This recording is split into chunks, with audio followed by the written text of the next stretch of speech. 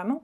Et on a rencontré aussi une association qui s'appelle l'association Denro, à Koudougou, qui a créé une école de sport-études foot, filles et garçons.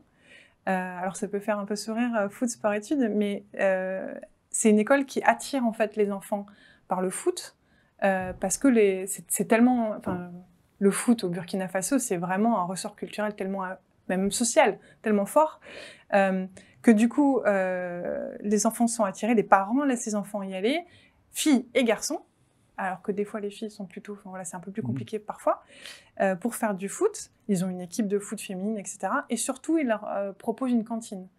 Donc, aux enfants défavorisés, ils leur donnent une éducation et 2 repas par jour.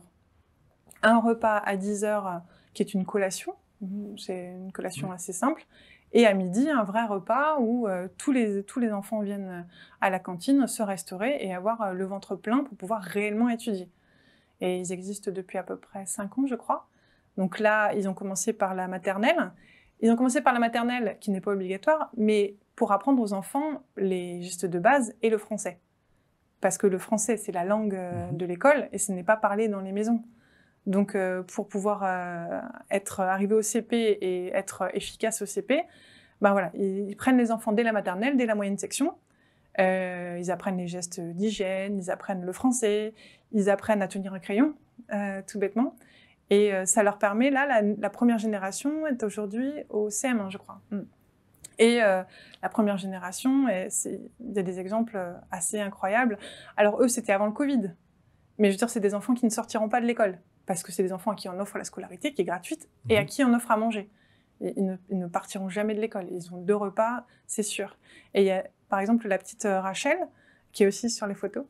La petite Rachel, en fait, elle a une histoire assez incroyable. Elle, à 3 ans, elle a été envoyée chez sa grand-mère, parce que sa grand-mère était toute seule, et qu'elle avait besoin d'aide. Donc la petite est partie de son village et est venue chez la grand-mère pour l'aider à porter de l'eau, pour l'aider à nettoyer, etc. Et la grand-mère n'avait pas prévu de l'envoyer à l'école.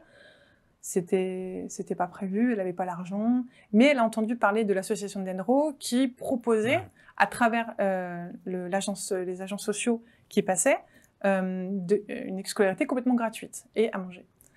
Et donc elle a inscrit Rachel. Rachel a été prise, parce qu'il y a quand même tout un processus pour vérifier que l'enfant est vraiment défavorisé. Et Rachel, aujourd'hui, elle est la meilleure de sa classe, elle est première, devant les garçons, devant tout le monde.